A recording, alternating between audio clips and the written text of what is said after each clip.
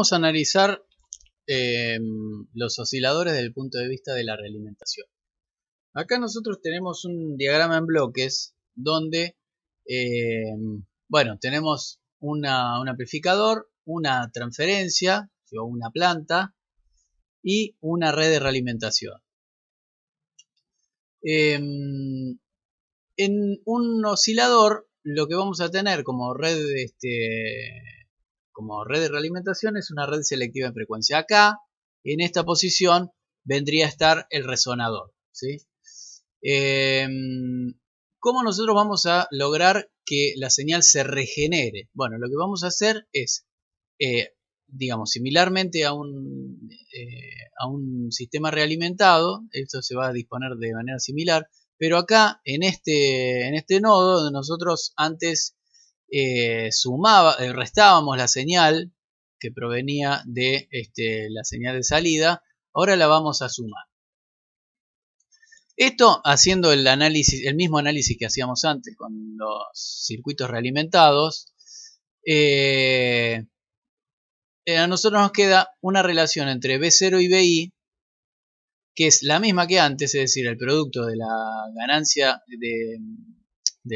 del amplificador dividido 1 menos G por H. ¿Por qué aparece este menos? Y bueno, porque en vez de restar en este punto, ahora estoy sumando. Entonces se invierte el signo de la realimentación. Ahora bien, ¿qué es lo que nosotros buscamos de esta función de transferencia? En realidad, lo que nosotros buscamos no es la relación B0 a BI, porque no va a existir, en un oscilador no va a existir BI. Pero sí lo que queremos es que haya salida si no hay tensión de entrada. Y la única manera que suceda es que este denominador se haga cero, ¿sí? De tal manera que cuando yo quiero analizar cuáles son las condiciones que se tienen que dar para que ocurra la oscilación sostenida, lo que tengo que analizar son los ceros del denominador, ¿sí? Y para analizar esto hay dos métodos, básicamente, que derivan en la misma conclusión, digamos. Pero uno es cortar la realimentación en alguna parte de este lazo, ¿sí? Y fijarme cuando la señal en el extremo, supongamos que corto acá, corto esta señal, ¿sí? Entonces yo la prueba que puedo hacer es poner una BX acá, una señal, y fijarme cómo se va modificando la señal en todo este trayecto, ¿sí?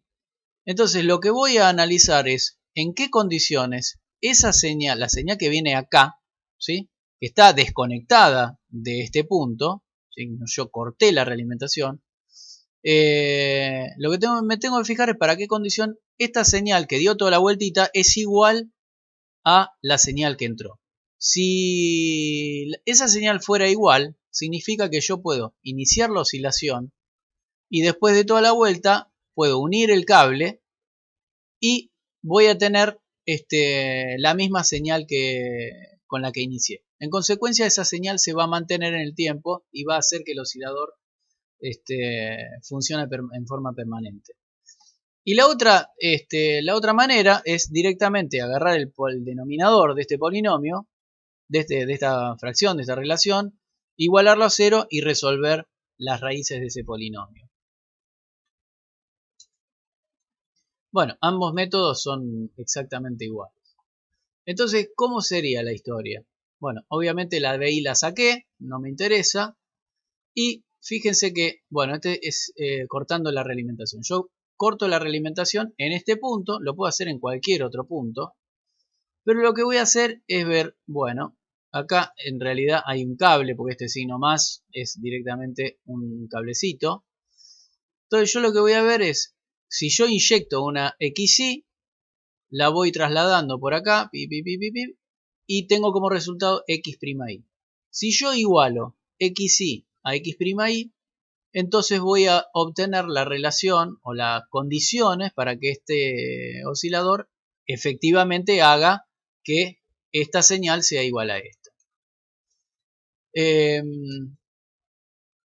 Bueno, ¿qué es lo que hago? Bueno, hago el cálculo según el, ¿cómo se llama? El diagrama en bloques, ¿no? Bueno, B0 va a ser igual a XY por A por GDS y X'I es igual a B0 por HDS. Si elimino B0 reemplazando esta en esta, lo que obtengo finalmente es, fíjense, la condición de búsqueda de los ceros de este polinomio. Entonces, significa que o bien este método o bien hallar las raíces de este polinomio son exactamente equivalentes. Uno puede elegir cualquiera de los dos métodos.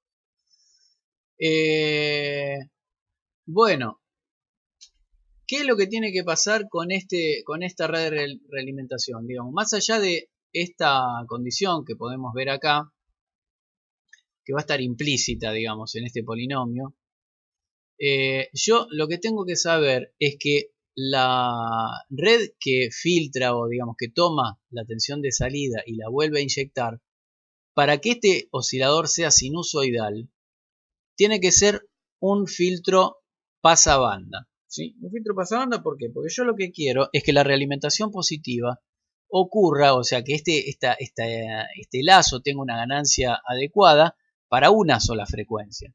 Entonces, de todas las frecuencias que puede haber acá, yo voy a dejar pasar solamente la frecuencia de interés. Y en definitiva, esto que está acá es el resonador. ¿Sí? Si ustedes piensan en el ejemplo que veíamos del diapasón, el camino que había entre la excitación y el micrófono era justamente la dinámica del resonador. El resonador es el que deja pasar solamente una frecuencia. Y bueno, ¿cuáles son las consecuencias de la calidad, digamos, de este resonador? Bueno, si este resonador tiene, o si este filtro tiene un Q muy alto, es decir, que es muy finito el ancho de banda que tiene, mientras más finito sea el ancho de banda, mejor dicho, más selectiva va a ser el filtrado y más pura va a ser la sinusoide resultante. La condición esta de autoalimentación, o mejor dicho no, la condición esta que implica que este denominador se haga cero, se conoce como condición de Barkhausen. En este contexto, nosotros primero podemos, vamos a ver qué topología tiene un oscilador en radiofrecuencia. ¿Sí? Dijimos en radiofrecuencia los osciladores habitualmente tienen como resonadores circuitos tanque, ¿sí? Porque las inductancias a frecuencias altas son relativamente fáciles de fabricar y son chiquititas.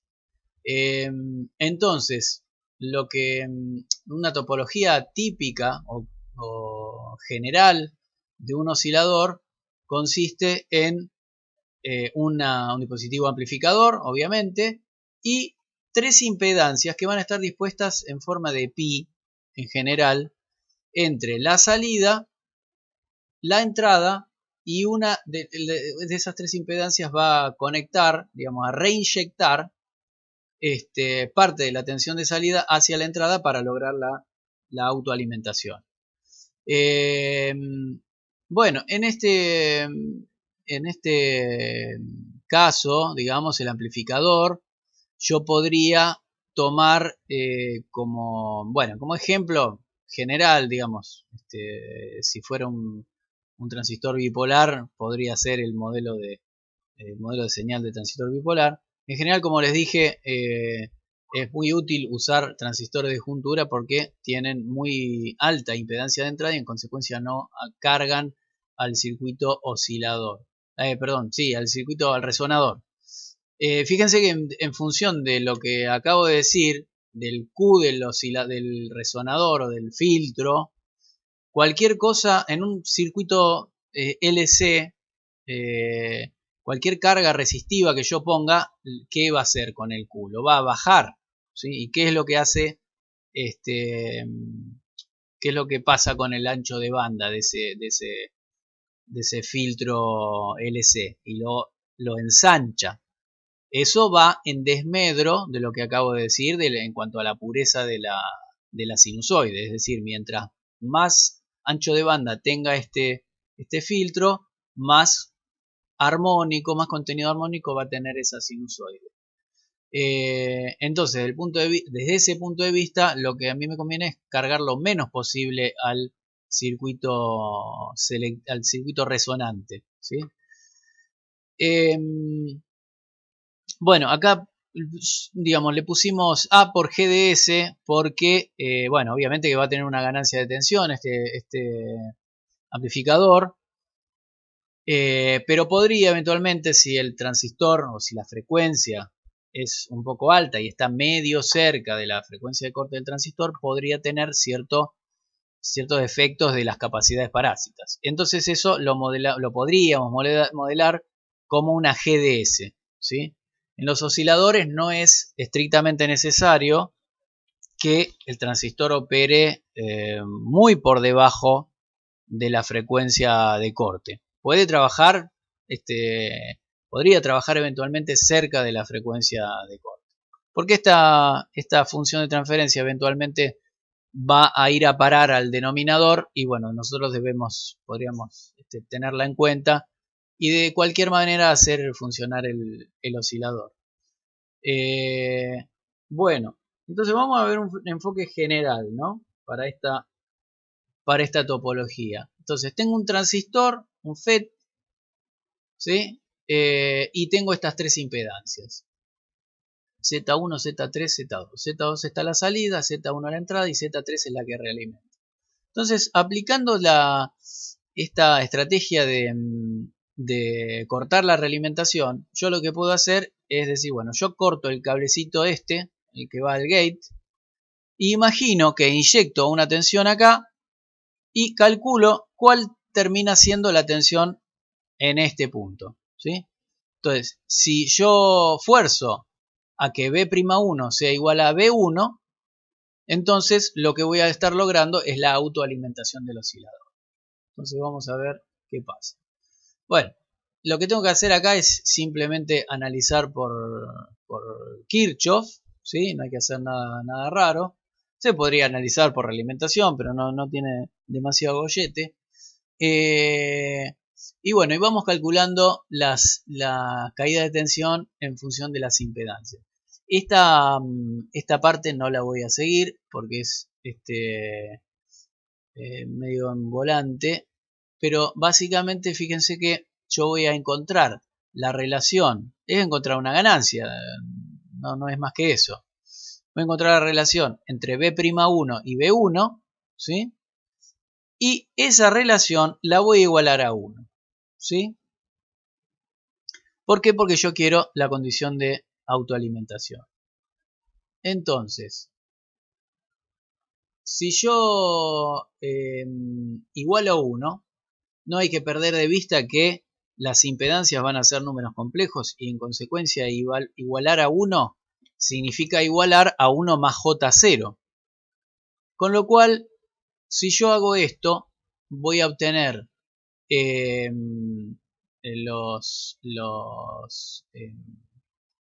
la igualación de un número complejo a otro número complejo. Y yo acá lo que voy a tener que tener en cuenta es que las impedancias no son cualesquiera impedancias, ¿sí? Voy a decir que son impedancias reactivas, puras, o son inductancias o son capacitores. Entonces acá voy a poner como forma general que ZK va a ser J por XK.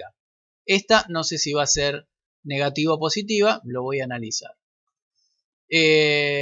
Bueno, y en principio acá lo que voy a ver es que si este número tiene que estar igualado a 1 más J0, tiene que cumplirse esta condición, ¿sí? Es decir, esto que está acá, tiene que ser 0. Entonces, ¿qué significa esto? Que va a haber siempre dos impedancias o dos reactancias que van a ser iguales y una que va a ser opuesta. Entonces voy a tener o dos capacitores en la posición de 1 y 3 y un inductor en la posición de 2, o dos inductores en la posición de 1 y 3 y un capacitor en la posición de 2. Entonces eso me va a permitir poner reemplazar esto por menos x2. Esto lo voy a igualar a 0, y de esta relación lo que se desprende es que x1 y x2 tienen que ser de igual signo, ¿sí? Entonces, si relacionamos esto con el circuito que veíamos antes, con el oscilador Colpitts, vemos que efectivamente C1 y C2 tienen el mismo signo porque son capacitores. Y fíjense que si verificamos la filmina 10, la relación entre la reactancia del capacitor 1 y la reactancia del capacitor 2 da como resultado la misma expresión que antes, ¿sí? Donde, bueno, R0 coincide o, digamos, toma el valor de R, pues yo en R0, digamos, en este caso solo no consideré una resistencia de carga, sino que consideré solo la resistencia de salida del FET. En este lugar, lo que uno tendría que poner, si es que hay más resistencias en paralelo, es el valor de todas las resistencias, ¿no? De toda la conductancia. Bueno, si la topología es emisor común o source común, nosotros tenemos dos, o mejor dicho, esta relación, es decir, si C1 es igual a C2, o mejor dicho, si la reactancia 1 es un capacitor, la reactancia 2 también tiene que ser un capacitor, y la reactancia 3 tiene que ser un inductor, porque se tiene que cumplir que la suma de las tres reactancias sea 0. ¿Sí? En ese caso, nosotros tenemos un oscilador Colpitts. Si por el contrario C1 y C2, o mejor dicho, la reactancia 1 y 2 son L's y la reactancia 3 es un capacitor, tenemos lo que se conoce como oscilador Hartley. Digamos, esta es la topología del Colpitts, esta es la del Hartley. Acá tenemos, bueno, la configuración emisor común. También lo que uno puede hacer es usar otro tipo de topología, base común o colector común. Bueno, acá están las tres. Siempre hay una serie, o mejor dicho, un conjunto de tres reactancias, ¿sí? Y acá uno lo que podría decir, pero bueno, si está bien, source común me provee ganancia de tensión, pero la base común no me provee ganancia de tensión. Y igual que el drenador común, ¿sí? El drenador común, nosotros tendríamos un oscilador como si fuera un colector común, ¿sí? Y uno dice, bueno, pero si la carga está en el emisor, esto no gana tensión. Bueno, pero gana corriente. Y la clave de todos los dispositivos osciladores no es solo que el dispositivo gana tensión, sino que el dispositivo gana potencia, ¿sí? Termina regenerando la potencia que se pierde en cada ciclo, ¿sí? Bueno, las aplicaciones de cada uno de estas topologías tiene que ver con el rango de frecuencia que uno quiere, al que uno quiere poner oscilar esto. Obviamente el oscilador o la configuración source común o emisor común, teniendo ganancia de tensión, tiene el problema de la capacidad Miller, que limita el funcionamiento del oscilador a alta frecuencia. Y en alta frecuencia, bueno, uno va a poder usar tanto el drenador común como el gate común. Bueno, entonces, a ver, déjenme ver una cosita. Bueno, entonces analicemos un poco brevemente, porque no quiero ser tan pesado con seguir las cuentas y demás. Eso lo pueden seguir ustedes tranquilos desde la filmina. Analizar el Colpitts real, ¿sí? El Colpitts real, fíjense, es un FET, podría ser un bipolar, en este caso es un FET, para no cargar el circuito selectivo, donde hay como primera medida alimentando el circuito, el drenador, no hay una resistencia de lo que sería resistencia de drenador o resistencia de colector, hay un choque de RF. Este choque para lo que sirve es justamente para poder dar un camino de continuidad a la corriente continua, pero aislando esto que es tierra de señal del colector. Es decir, que el colector en señal tiene como carga una resistencia muy alta, ¿sí? O una impedancia, mejor dicho. Entonces tenemos la carga que está acoplada con un capacitor de desacople del drenador, y en el emisor nosotros tenemos una red que lo que hace es polarizar a este transistor de efecto de campo. Este es un circuito real, digamos, si ustedes arman este circuito funciona. Pero claro, es diferente de los demás porque los demás no tenían los elementos de polarización. Acá lo que hay que tener en cuenta es que este dispositivo, el FET de juntura, tiene que tener una tensión en el gate más negativa que el source, porque acá hay una juntura PN, ¿sí? Entonces, como hay que polarizarla en inversa esa juntura, hay que ponerle un potencial negativo en el gate respecto del source. Ahora bueno, ¿cómo funciona esto? Esto está, digamos, es un amplificador, no es un amplificador de potencia, pero está polarizado en, como diríamos, clase A, en pequeña señal, ¿sí? Entonces, por ejemplo, si acá hay 12 volt, yo voy a polarizar esto para que acá haya, bueno, aproximadamente 6 volt, ¿sí? No es necesario, porque acá vamos a tener una señal que podría ser pequeña. Yo no quiero hacer un amplificador de potencia acá. Pero bueno, podríamos decir que esto, un punto bueno para polarizarlo sería 6 volt. Entonces, por acá va a circular una corriente continua por la resistencia de un K. Este capacitor lo que hace es lo mismo que antes, cuando uno tenía un amplificador en emisor común, desacopla la señal para aumentar la ganancia. Y acá la caída en continua es más menos, ¿sí? Porque la corriente va de arriba para abajo. Entonces, ¿qué pasa acá? Como esta juntura está en inversa, la corriente que circularía por esta resistencia de un megohm es muy chiquita. En consecuencia, no hay caída prácticamente en esta resistencia de un megohm. Quiere decir que el source va a estar positivamente polarizado respecto de este punto.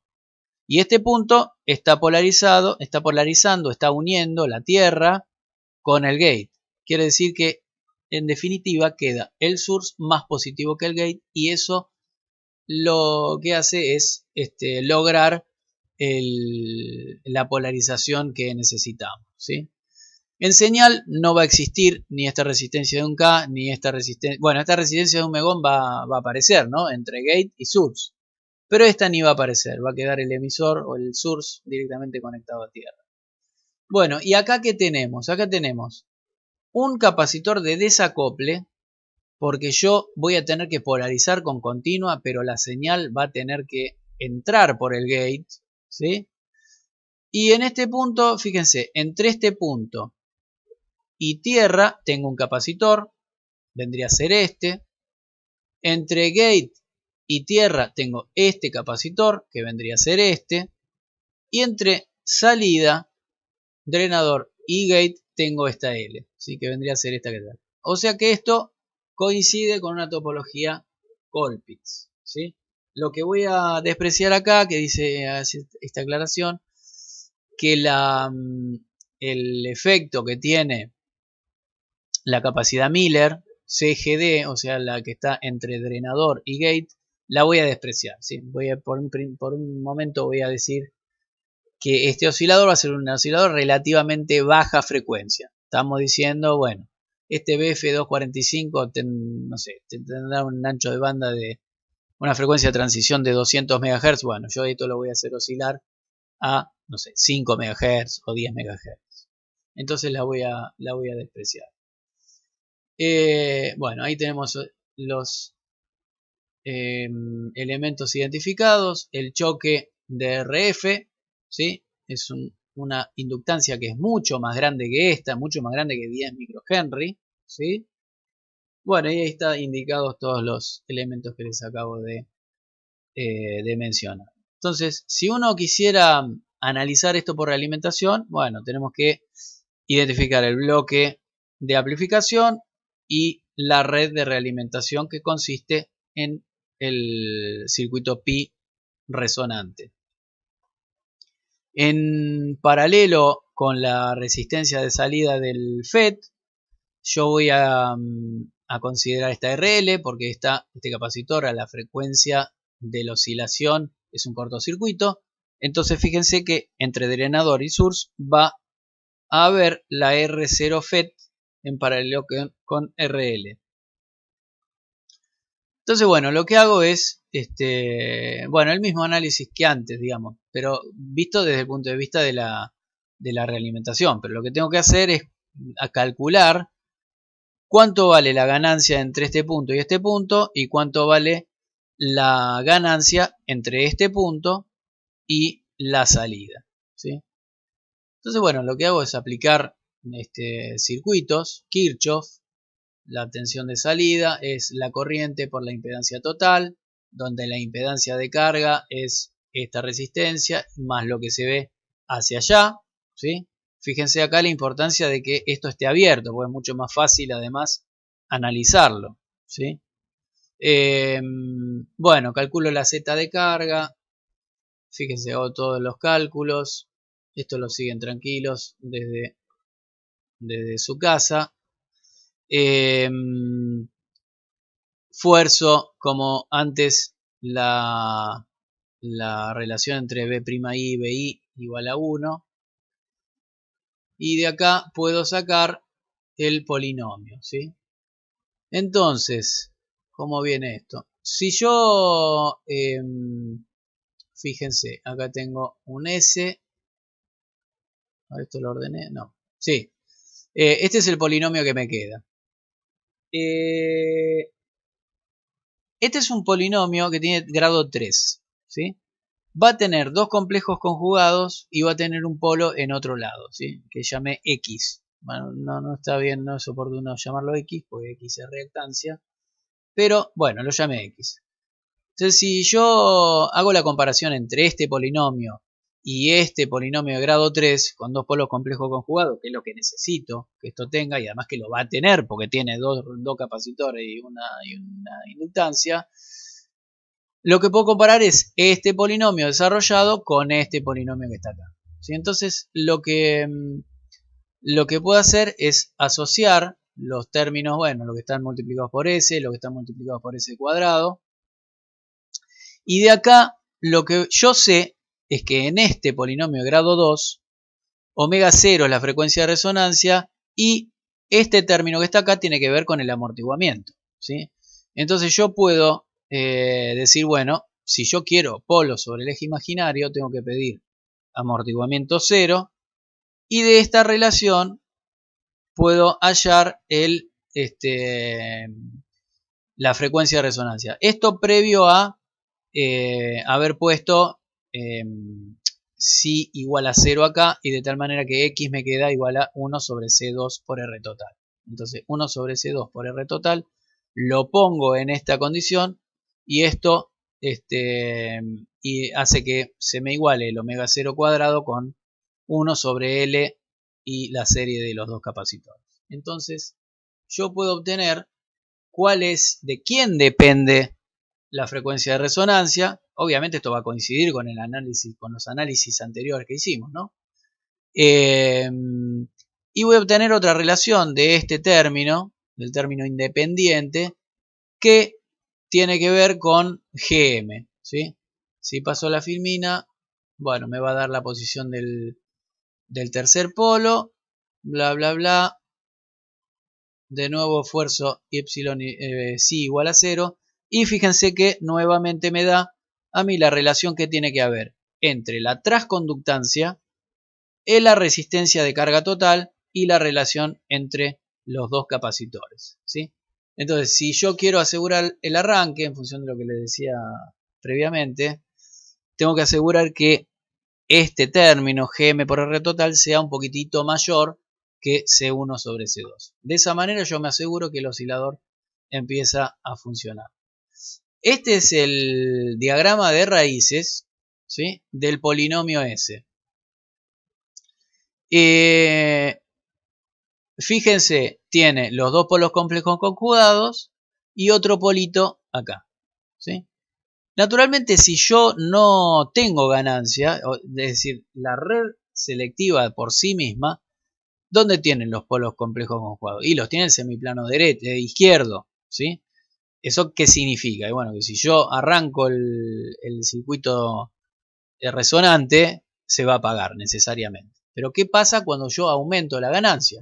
Y bueno, lo que va a pasar es esto, es decir, los polos, como todo sistema de tres polos, los polos complejos conjugados se van a pasar para el semiplano derecho, este polito se va a ir para más alta frecuencia, pero esta acción de aumentar la ganancia, lo que me permite es mover los polos y ponerlos eventualmente justito en el eje J omega, o un poquitito un poquito hacia el lado derecho para que el oscilador arranque, ¿sí? Pero este es el efecto que tiene el transistor de amplificación sobre la red resonante.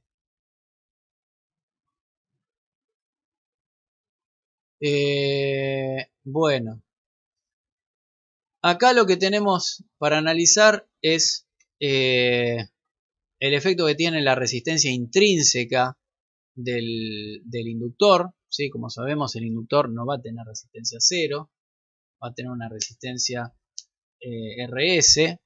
Entonces ahora lo que queremos hacer es ver cómo se degrada o cómo se comporta esa relación que nosotros habíamos calculado, cuando tengo pérdidas en el inductor, ¿sí? Entonces, bueno, lo que tengo que hacer es simplemente agarrar la inductancia, poner su modelo equivalente y hacer todo el análisis de nuevo. No lo voy a repetir, pero básicamente lo que tengo que hacer es lo mismo, es decir, igualar este polinomio de grado 3 a el polinomio, por decir, canónico, y lo que voy a encontrar es lo siguiente, que la frecuencia de resonancia para este oscilador que tiene en cuenta la resistencia RS, ¿sí?, va a ser levemente diferente, ¿sí? Va a haber una relación entre los dos capacitores, la resistencia de carga y la resistencia RS, en donde esto va a determinar un factor de desviación de frecuencia, ¿sí?, que si yo calculé la frecuencia teniendo en cuenta que el inductor es ideal, me va a dar esto, y si hago la corrección me va a dar levemente diferente, ¿sí? Pero este número, en general, si la relación entre RS y R es muy chiquitita, ¿sí?, que es lo esperable, esta desviación de frecuencia no va a ser significativa. Por otro lado, bueno, anulando la parte real, lo que me surge es que ahora la ganancia que yo tengo que poner, Gm por R, no se olviden que Gm por R es la ganancia de tensión de la etapa, básicamente. Que antes me daba que tenía que ser igual a mayor o igual a C2 sobre C1, ahora se agrega un factor que tiene que ver con, como digamos, un factor de mérito, que es la constante de tiempo de descarga de estos capacitores a través de la resistencia de carga y la L sobre R propia del inductor, ¿sí? Entonces lo que va a pasar es que voy a tener que poner un poquitito más de ganancia que en el caso ideal. Esto es lo que me va a pasar en realidad, ¿no?, que el inductor va a tener pérdidas. Pero bueno, es un factor de corrección.